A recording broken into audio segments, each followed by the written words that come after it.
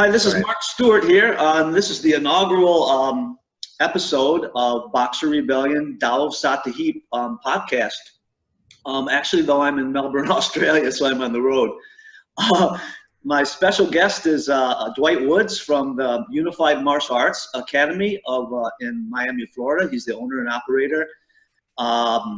He's also quite well known for having his own podcast, the Jeet Kune Do Dialogues, and I'm so happy to have him. I'm so grateful for him for what he's doing for the JKD family and creating some camaraderie and understanding within the greater family. Dwight also has a Facebook group that's highly popular called I Love Jeet Kune Do. And Dwight, do you also have something that I call I Love Bruce Lee, correct or no? Or is that something? That actually is a domain name that I own. Oh, okay. Yeah, there was a time when I owned over 300 martial art domains. Now it's down to about 80 something. But yeah, but I think I Love Bruce Lee is actually one of them. Yes. Oh, cool. Yeah. I don't have anything up on that one, not yet. So welcome, Dwight, and I'll just say that Thanks for having me. I appreciate it. Dwight is of Trinidadian descent and grew up in Barbados. Is that correct? Yes, that's it. Yes. So let's start with that. Tell us a little bit about Barbados and how you got interested in martial arts, and then I'll jump in with some other questions on that. Okay. Well, let's see. I just answered a question on Quora. Somebody asked, what are the things to know about visiting Barbados or something? And I was like, look, well, there's the beaches, of course, right? Then there's the food, of course, right? Yeah. But then there's also the people, because Barbados has always enjoyed, to this day, a pretty stellar reputation for being some of the nicest people to tourists. All right. So my dad, we were all born in Trinidad. Even my parents are from Trinidad, but my dad's job transferred him to Barbados, and that's how come all of us grew up there. And Barbados, a former British colony, so like Hong Kong, a British colony up to that time, yeah. We were on the receiving end of all the kung fu films and what have you. And so, like a lot of other kids, I fell in love with kung fu films first in like the very late 60s, early 70s, and had a bunch of heroes from the Shaw Brothers studios until Bruce Lee hit with The Big Boss. Hit literally and figuratively. Yeah. And forced me to grow up, because I realized immediately from the very first Bruce Lee fight scene I ever saw, I realized that his fighting style was different. It was not as flashy as everything else that I had seen previously, and I had to accept that reality and not be swayed by the theatricality of the kung fu, all the Shaolin stuff and what have you. Bruce Lee forced me to become practical and realistic. Very cool. Yeah. Yeah. Let me ask you something. You're probably familiar with the term Kalinda or Kalindi, the African martial arts? Yes. Yeah. Recently, a good friend of mine went on an expedition to Barbados and elsewhere, yeah. And hooked up with some of those guys. Mahipalunia? Yeah, yeah, and the stick liquor, the whole stick liquor thing. Were you aware of that there when you were growing up? Vaguely, yes. Yeah. Because in some instances, in some areas, the islands are it's similar somewhat, as I've heard, to the Philippines, where a lot of Filipinos are not aware of the indigenous arts, or they're not as aware of the indigenous arts as they are of the foreign stuff. Yes. And so what we call Bajan stick licking was kind of a folkloric thing. We knew that it existed, but it didn't occupy the upper echelons of people's minds when it came to martial art. Yeah. That position, that status was occupied by the #1 school on the island, which was Shotokan Karate. Good for them. Good for them. They got all over everywhere. Yeah. Yeah. I mean, Shotokan was so prevalent that they even had competition. They had the Barbados Karate Association, which was descended from the Japanese Karate Association, and then they had a new group that was descended from the International Shotokan Karate Federation. So even on a small island of 166 square miles, there was karate politics. So imagine years later when I came along and introduced Jeet Kune Do politics onto the island. Yeah. Okay, so Dwight is my senior in JKD by about 1 year, as I can estimate it, because I think you first went to Sifu Inosanto's seminar in '83, and I think I went first to Sifu Inosanto's in '84, his seminar. So I didn't know that. Yeah, but yeah, so yeah, let's start talking about that now. I mean, your first time at meeting Sifu Inosanto and training with him. Can you talk a bit about that? Okay, so this is what did it all for me. And I don't know if I probably can't get the date there, but this is Fight and Arts magazine from March of 1976. Yeah. And that was amongst the most influential magazines for me, because there's an article in there on Inosanto, and at the very back of it, it shows a few pictures of Filipino Eskrima. Yeah. And all it says is that this is now part of the Jeet Kune Do curriculum. And from everything from 1970 up until '83, just about everything that I had read and digested pointed to Dan Inosanto as the guy. I should actually tell you this. I spent, actually it's kind of topical now because there's so much stuff about Boeing in the news over the past couple of weeks. I spent about 3 or 5 months living in Seattle during a hiatus from my airline job in Barbados. And so during that time, I, being a Bruce Lee fan and what have you, that was my first pilgrimage to Lakeview Cemetery, to his gravesite.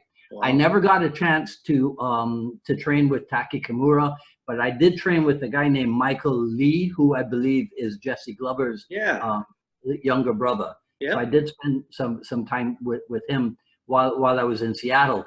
But what I was saying is that, so in 1980, I was in Seattle. In '81, I went back on July 20th. I went back to Bruce Lee's to pay my respects. Yeah. In '82, I went to Seattle to pay my respects. In '83, I had this epiphany, and it was, you'll only get so far in Jeet Kune Do if you keep paying your respects to the deceased source.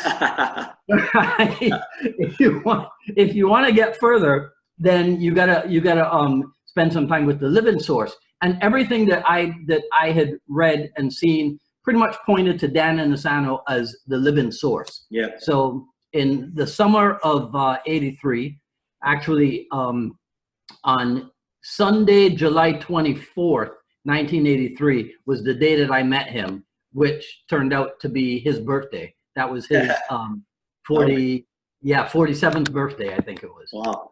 Yeah. Yeah. Hey, one quick question about Seattle. Did you visit Jimi Hendrix's grave? No. Yeah, I haven't yet either. I've been to see Bruce, but I need to check out Jimmy next time too. Well, yeah, maybe. I'm not that big of a Hendrix fan. Okay, I'm sorry. okay. I'm sorry. No worries. Yeah, I enjoy. Back to Sifu Inosanto, and that was a seminar? Yes, this was California Martial Arts Academy, Oh, yeah. 2-week long camp. Yeah. Well, actually, it's probably more than 2 weeks, but Wow. I went out for, I think I went out for week number 2 and week number 3. It was Yeah. probably like a 4-week camp, maybe even more. That's quite intense. Yeah, Jay D'Amato, man. I mean, if I have the history and the chronology correct, Jay D'Amato attended the Aspen Academy of Martial Arts in Aspen, Colorado. And I think that ran maybe 79, 80, 81. Yeah. And then I think as a result of that, Jace did his own thing in California starting in 82. Yeah. I went out in 83. By 84, they had moved home to St. Louis, Missouri. Yeah. And then they ran it in Missouri again, CMAA, in 85. In 86, Vic Payne started the Smoky Mountain Camp. I met Vic Payne in 83 at CMAA. So it went from Aspen to CMAA to Smoky Mountain.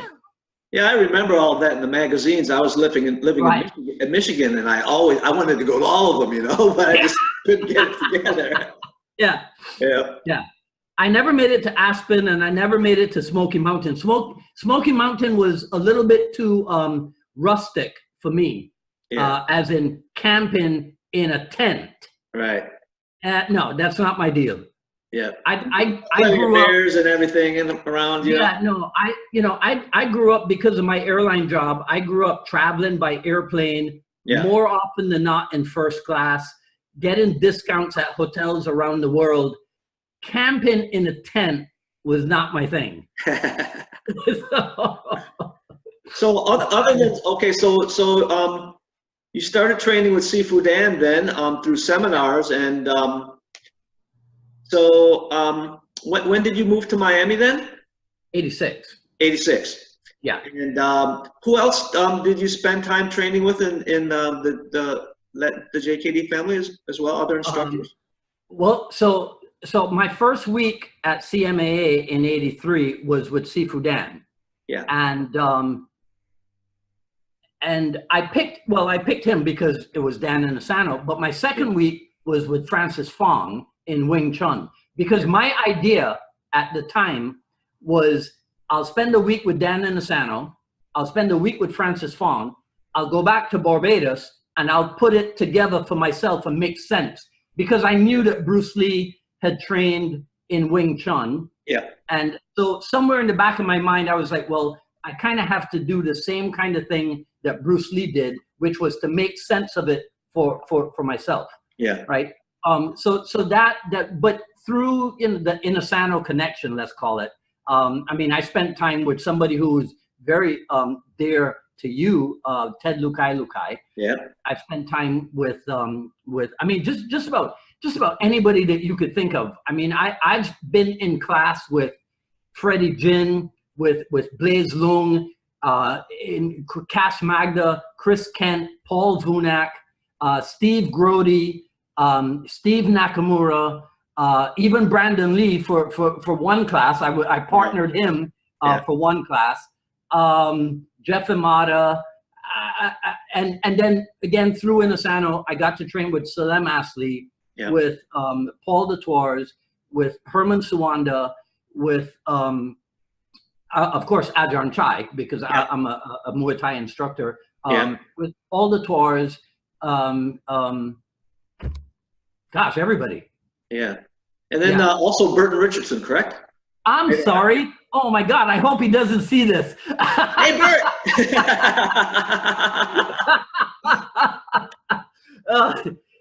And over the years, let's see, we brought Bert, we brought Paul Vunak, we brought Herman Suwanda, we brought Paul. As a matter of fact, in April of 1989, that was going to be my first Inosanto seminar.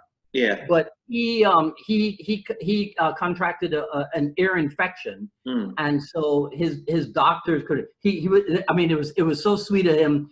He wanted to get 3 guys from the academy and drive nonstop because he couldn't fly.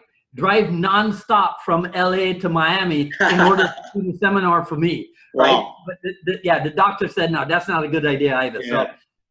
So to replace him, Bert Richardson and Pendekar Paul de Torres came to Miami in April of '89. Wow. Yeah, that was my first seminar ever. And Yeah. then in October of '89, Sifu Dan finally made it, and we brought him every year for 17 years straight up until 2006. We had the Inasano seminar in Miami. Lovely, man. Yeah. And let's see, who else did I train? Did I mention Nino Bernardo out of Wing Chun out of England? Yep. I I was able to hit Nino's seminar at the Santo Academy. It was really interesting. Yeah. Yeah.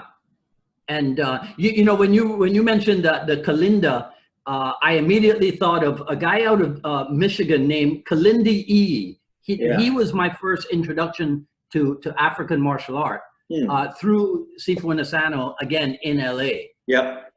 Yeah, because I used to go out to LA as often as I could, you know, like every month or so I'd be out there hanging out and training and what have you. So, you know, when I hear somebody like Bert Richardson or even Rick Young was on the podcast with me. Yeah, I still have to watch that one. Yeah. He's a great interviewee. Much better than I am. Okay, so you know, could you understand? Does he have a thick accent? That's thick Scottish accent, or not really? No. You know what? I hope he doesn't see this. I was a little bit afraid of that too. Yeah. But no, he was fine. He was fine. Because the other Scotsman you had on, I can't quite understand what he says. Ah, I know who you're talking about. Yeah. Well, that's because you don't have any you don't have British roots, do you? Yeah, I do. Well, yeah, Scottish. Oh, well then what's wrong with you? I mean, I understand him perfectly. I think maybe I should have had a few Guinness and I could have understood. Yeah, that might do it for you. Yeah. Okay, so let's talk a bit about the Jeet Kune Do dialogues. I mean, I'm just fascinated with it, and I have so much catching up to do in regards to watching a lot of it. So yeah, I don't even know where to start. I mean, what gave you the idea, and how has it developed, and you know, what do you see for it? And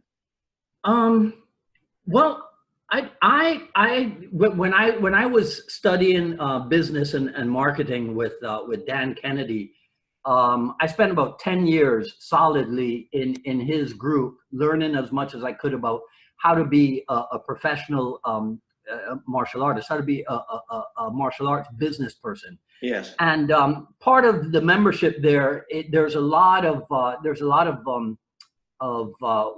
we called at the time teleseminars. So I spent a lot of time listening to people being interviewed, asking questions when they would open it up for Q&A and what have you. Yeah. And I kind of got the hang of it, and I realized that it's a great way to get the information out. When I realized back in 1993, because I hate to use the term because it's not a term that I agree with 100%, but when somebody uses it, I know what they mean. And the term is the decline of Jeet Kune Do. I hate saying it, but I know what they mean. Yeah. To me, chronologically, that occurred in August of 1993. Okay. That was when UFC 1 came about. And in very short order, Brazilian Jiu-Jitsu, I would say, replaced Jeet Kune Do as the cutting edge, avant-garde, radical, practical approach to martial art. Yeah. Right? Yeah. And so, I mean, I didn't start the dialogues. We started about a year ago, but I guess it was always in the back of my mind, because one of my favorite things to do is to talk to somebody like you, right? Because even though we the Jeet Kune Do family, we're not only dysfunctional, we're also schizophrenic, right? but there's so many of us, and still we're one of the biggest martial art families in the world. But because we're so fractionalized, let's call it, there's no cohesiveness to it, and so the dialogues is just my paltry attempt to put people out there, give a voice to Jeet Kune Do, right? Who knows where it will go? All I know is that I'll probably never stop doing it, because there's so many people to talk to, and not just once. I mean, you can always go back to a dialogue partner. But it's really just my attempt to keep the flame. Actually, I think I use this on one of my websites somewhere, to keep the JKD flame burning. Yeah, well, we all appreciate it. I tell you that right now. Well, thanks. That's good to hear. That's good to hear. I wanted to bring out the point that you just made about Brazilian Jiu-Jitsu, and then subsequently MMA kind of like pushing JKD out of the way, even though actually we probably were the first ones to actually do it. Right. But yeah, I had been going to Sri Lanka for 5 years, teaching seminars each year, and I had an affiliate there that had quite a large following. But eventually he couldn't make it anymore, and it was basically because I don't want to belittle Bruce Lee's name, but it was the only thing that people were attracted to was that it was Bruce Lee's martial art, but their image of that was the movies. Yes. And so when it came time, to work hard at class, they didn't think they were getting what they signed up for, because we were doing flying kicks through the air, Right. Yeah. But the point I wanted to make is that so now I have some new people that I'm involved with over there, and what they have going for them is that they're actually Sanda coaches, or Sansao, which is the Chinese full contact kickboxer with takedowns. And so they actually have a vehicle to express Jeet Kune Do in the combative sports realm, and it seems to be paying off quite well. Yeah, well, I mean, that's very similar then to what Ron Kosakowski has been doing with his son Jesse James, right? Who just had a fantastic Bellator debut, and actually, so dig this, right? So you'll get a preview of this before anybody else. Burton Richardson just put me in touch with one of his guys, Sean Sutton, out of, I think Sean is in Ohio. And Sean has a female student who they're pretty much doing the same thing, using JKD principles in MMA competition. Yeah. So in April, I'm trying to do another JKD Femme Fatale series. Oh, nice. So hopefully in April, I'll talk just to girls. Again, somebody else who was dear to you, Tanya Subing Monroe. Yeah. Right. So hopefully in April, every dialogue episode will be with a JKD female. Nice. That's awesome. Yeah. So I mean, the thing about Jesse James and Ron, I mean, that's really exciting, and I do see, that we can make some ground in the JKD family by training some fighters. And I think it's a good idea. I think it's a good idea. Well, I mean, look here to me, the subtle difference between what might be happening with Ron and Yoko and what's happening with other people is that they're using the term Jeet Kune Do. Eric Paulson listed himself, I forget what fight it was, but listed himself as Jun Fan many years ago, right? And Eric and Burt Richardson and Greg Nelson, for example, yes, these are JKD guys who have trained very successful fighters, but I don't know how many people associated um, Jeet Kune Do with the success of these fighters. Yes. You see, in the same way that I think a lot of people might be surprised to know that Bruce Lee is alive and kicking, figuratively, in Hollywood, because of the number of people in Hollywood who have come through the Inosanto lineage. Yes. You know, I mean, Yes. some of the top action people, right? Chad Stahelski for one, Yep. Yep. right? Or in this, you know, these are Jeet Kune Do products. Yep. But it's not highlighted. It's not given a whole lot of press. Yeah. So I think that just like in, you know, and there are other areas in America where certain messages are not given as much of an outlet as other messages are. And I think to a certain degree, Jeet Kune Do is like that. Yeah. The Jeet Kune Do message is not promoted as heavily as it could be. And I think that that's built in because there, you know, with the whole, remember the whole closing of the 3 schools, you know, because that's not the way to bring it out and what have you. Right, I think Jeet Kune Do has an inherent, let's not talk, you know, as a matter of fact, it used to be said, anybody who talks too much about Jeet Kune Do probably doesn't know Jeet Kune Do. Right. Yeah. Okay. So I agree with that at the same time that I disagree with it. It's all in how you talk about it. You see, because here's the thing, right? This is what I find fascinating. I'm in the podcast field as a sub white belt. Joe Rogan is in the podcast field as like a 5th degree black belt. Yeah. Right? Yeah. There is an episode from his early days where his guest is Dana White. Okay? Now, Dana White is famous for labeling Bruce Lee as the father or godfather of MMA. Right. Right? Okay. So we've got that connection.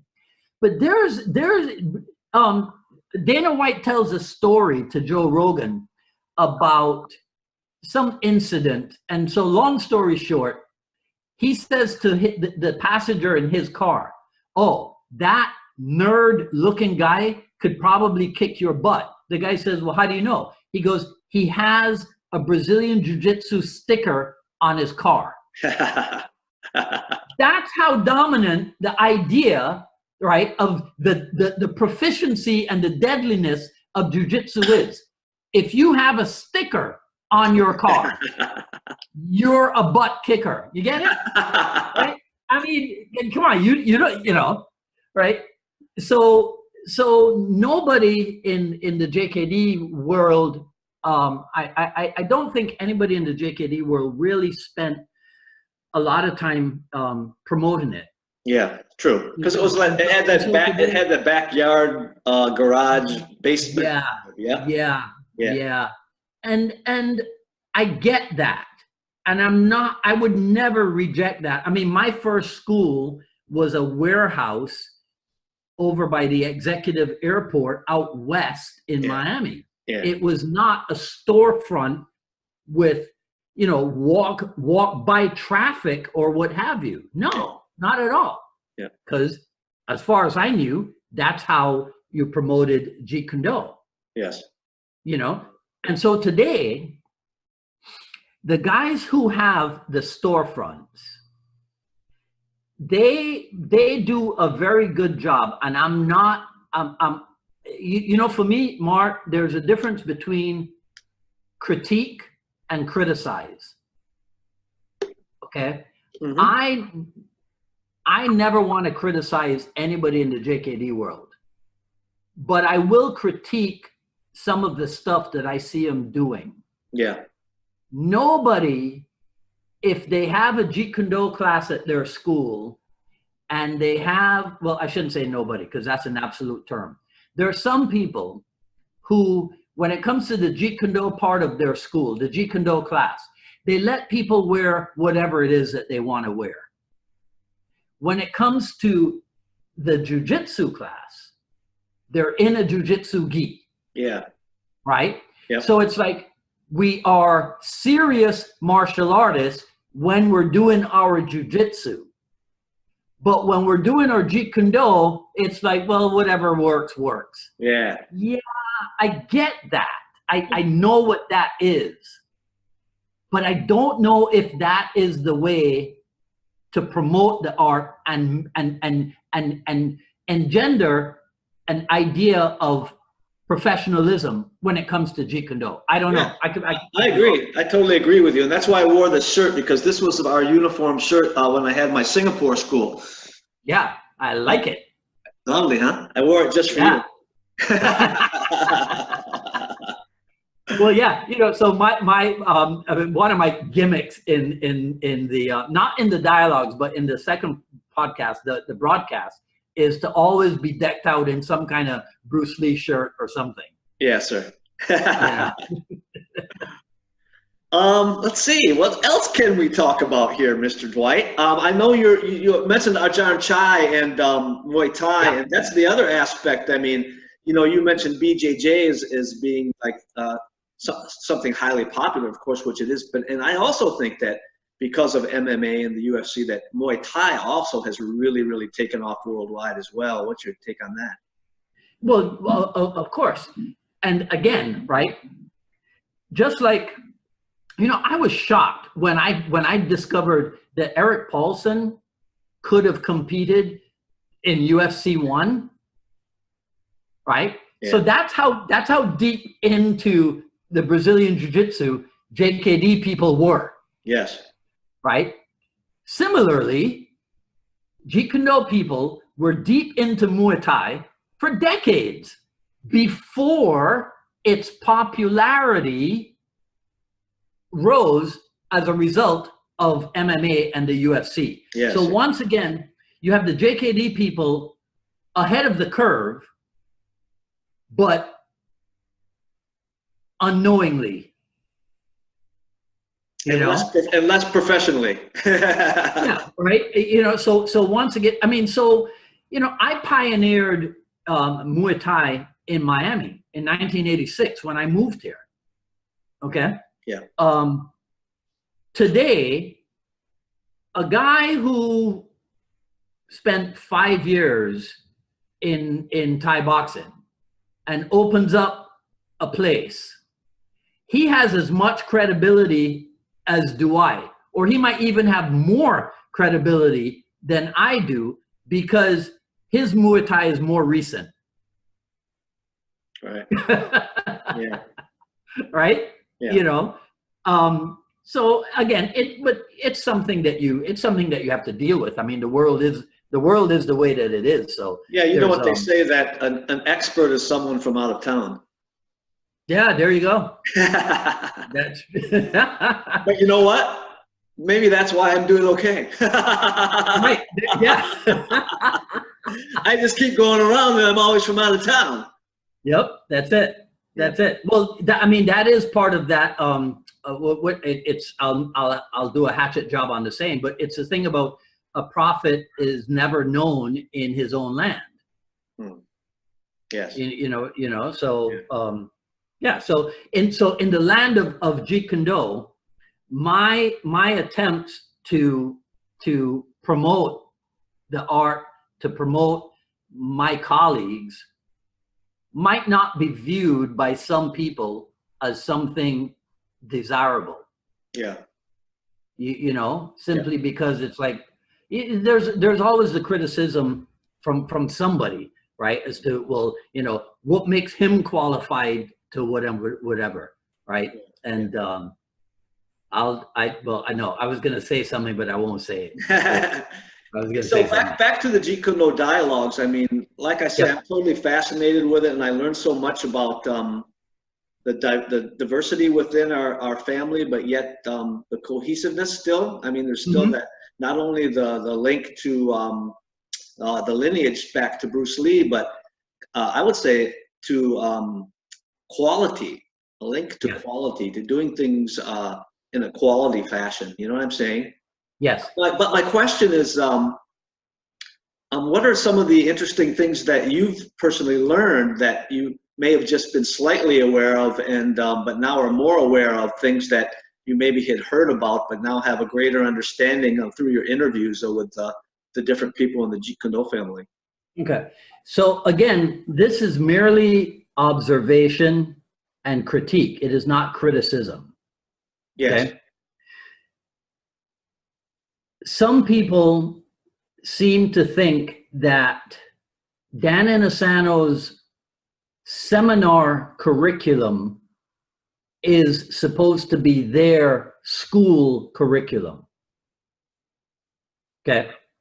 Now I get that because I did the same thing for many years.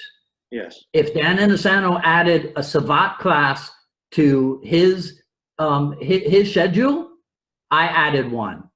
If he did this, I did it too. If he did that, I did it too. Until my seniors in JKD sat me down and we had in-depth discussions about what's important in the art. Okay, so should people have separate classes? Of course, but they just got to make sure that at some point, all that separateness is made whole, is made into a single unit. So whatever process it is that they use, as long as they're doing that, you know, then more power to them. But I think that there is the idea that Jeet Kune Do substantially requires that you have some Silat and some Kali and some Muay Thai and some Boxe Française, and then if Sifu Dan gets himself involved in Bando, he gets himself involved in Cambodian kickboxing, then you gotta do that too, and right? As opposed to to me, the real lesson in what he does and the way he lives, the real lesson is learn to structure your life around the things that give you pleasure. Yeah. That's what he's doing. Yes. He loves to learn. He loves to wake up and spend the entire day involved in martial art and learning stuff, not being responsible. It's like when I was getting ready for you, I was like, I don't got to do nothing. I just got to turn on the computer. You know? Yeah. Yeah, right? So Inosanto, in a similar vein, I think, it's like he loves to not have to be the one in charge. He loves being a student, perhaps even a little bit more than he loves being the instructor. Right.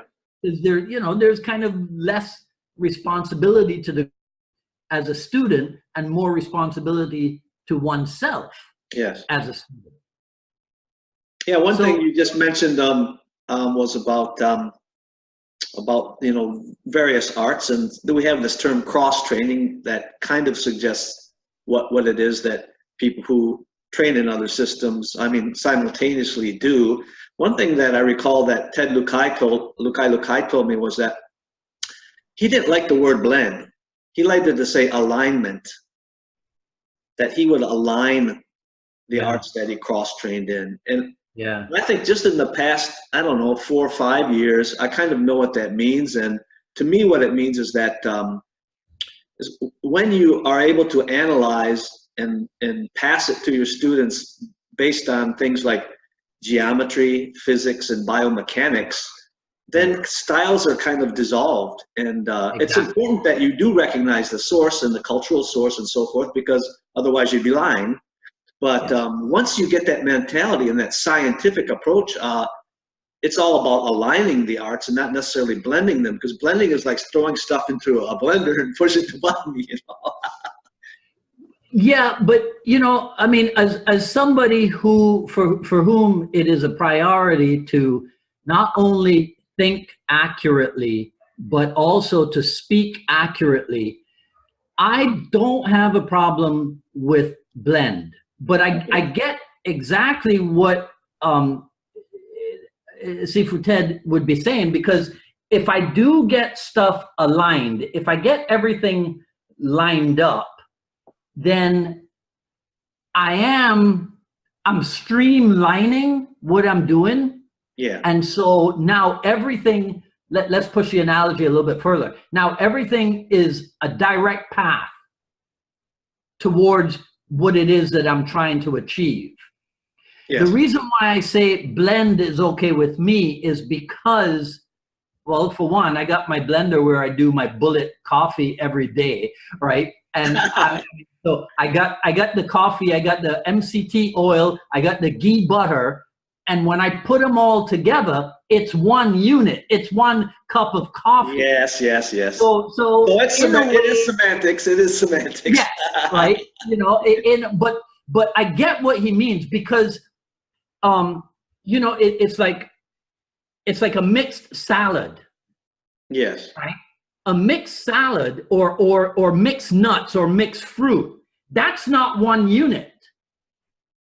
You see? And that's why if people say to me, well, isn't Jeet Kune Do just mixed martial arts? No, it's not, because mixed nuts has about 5 varieties. It's not so blended or so aligned that it's one nut. Yes. You see? So mixed martial arts, the emphasis or the intention is not the same as the emphasis or the intention in Jeet Kune Do. And so to go back to what you asked about my realizations, I think a lot of people do think that Jeet Kune Do is MMA, that it is supposed to be a little bit of this and a little bit of that and a little bit of that and a little bit of the next. So much so that whenever somebody would criticize the Jeet Kune Do world of that, oh, well, you guys are just you're jacks of all trades and masters of none, right? Because so they were being disparaging about the Jeet Kune Do approach of, training in this and training in that and training in this other thing. And I said, well, that's because you have no idea what it means to be a master jack. I like that. Yeah. Right. So yeah, and that's what Jeet Kune Do brings to the program, the idea of being a master jack. And the way that you become a master jack is, like you were saying, geometry, right? Yeah. Body mechanics. Yeah. Right. Stuff like that, because and that relates to what Bruce Lee says in the famous interview about basic human anatomy. Yes. Ultimately, we're going to end up doing the same thing. I got a question the other day from somebody. They wanted to know what my opinion was on Silat competition, whether or not it was going to enhance the art or detract from the art. And so they sent me a video clip of, I don't know where in Malaysia it was, but before the guys clash, when they're stalking each other, they got all their stylistic stuff. Yeah. As soon as they clash, it's pretty much kicking and punching and takedowns. Yeah. It looks no different from the UFC. Yeah. So again, here's Jeet Kune Do way ahead of the curve, realizing that ultimately we're all going to fight the same way. Yeah. That I remember years ago, in order to explain stuff to people, I said, look, here's the deal. The thing in classical martial art that might distinguish this thing from the other thing is the kata.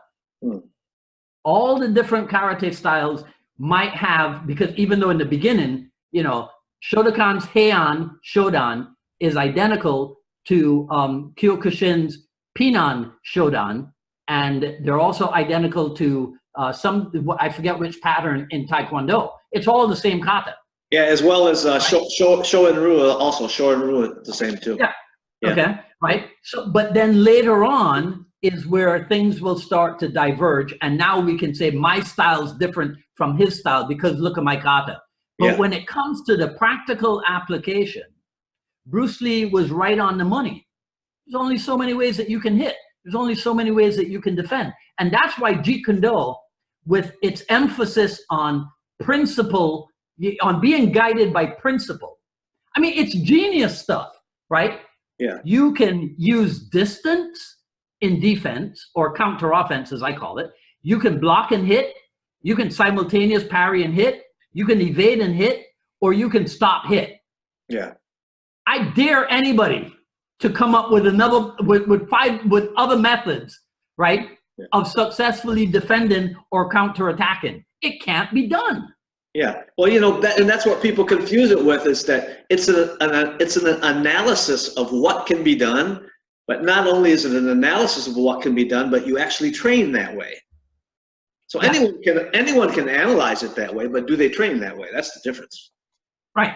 Exactly. See, so that's what, so that might also, to go back to your question about realizations, and what I think might be missing is, are these principles being trained, referenced, applied in people's classrooms, in the classrooms on the map of JKD schools? Yeah. Or is it just, you know, Sifu Dan has, you know, seven sequences in this series, and so, you know, we're teaching that series. Yeah. Yeah.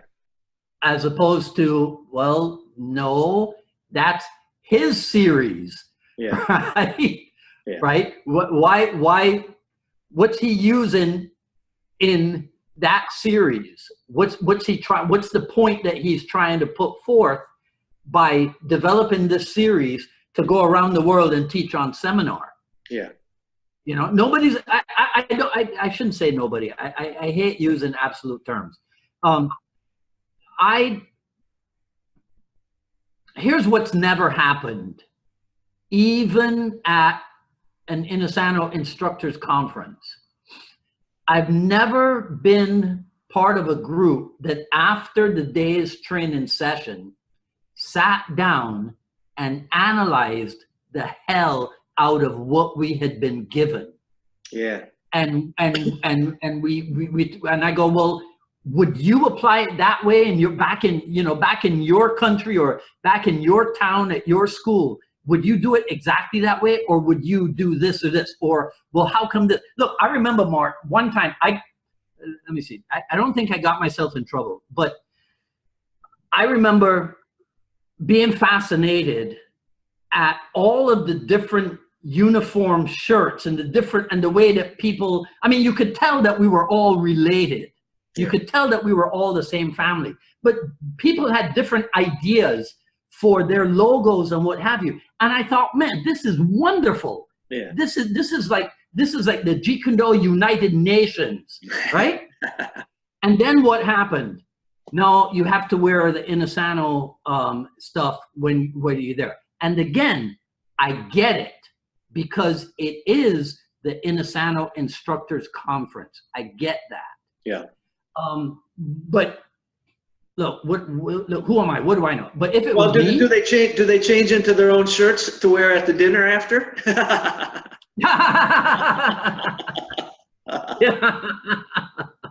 Okay, speaking of food, I want to go back to something you said, because this has always been one of my favorite things, and I want to see what your view is on it, right? So, Sifu Inosanto, right, he at one time, in one of his articles, I think it was, if I'm not mistaken, it was an black belt or Inside Kung Fu, or maybe even a book, I don't know, but it was the salad bar analogy. You recall? That people have different tastes, right? Yeah. Okay, so yeah.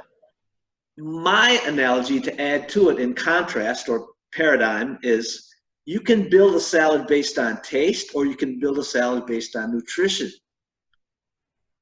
Now, very good. You could build a salad on both components. So I'll let you run with that idea. Yeah.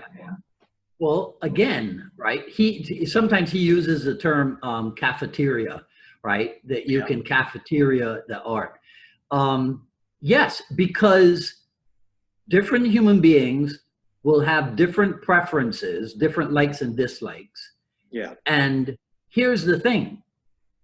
I might not like a particular aspect of the salad bar, a particular ingredient in the salad bar, but if I know it's good for me, Yeah. right? And let's say it's especially good for me because I'm no longer 17 years old, right? Then I need to have the smarts. I need to have the intelligence to say, forget taste right now. Yes. Go for health. Yes, sir. You see? So what if anything, the UFC brought an awareness of the ground fighting. So what do? You use the Jeet Kune Do principles and you apply that to your ground fighting. Yeah. It's as simple as that. Yeah. It's as simple as that.